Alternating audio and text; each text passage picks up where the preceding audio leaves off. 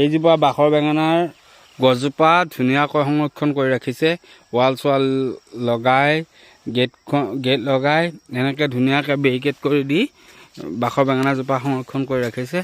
এই দুজোপামান গছ হ'ব, এজোপা এতিয়া বেঙেনাটো মানে এনেকৈ লাগি আছে, এইয়া গুটি গুটি লেখীয়াকৈ তেনেকৈ লাগি আছে। এজোপা বাখৰ বেঙেনা, এজোপা মানে এইজোপা হ'ল ডাঙৰ, একদম বহুত ডাঙৰ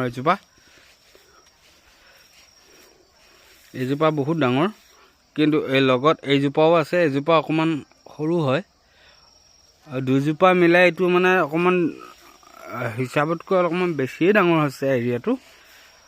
বেঙেনাটোৰ এই পাতবিলাক এনেকুৱা, কিন্তু আৰু বেঙেনাটো মানে এনেকৈ ওচৰতে এনেকুৱাকৈ দেখুৱাব পৰাকৈ নাই, অকণমান ওপৰলৈকে আছে বেঙেনাবিলাক লাগি।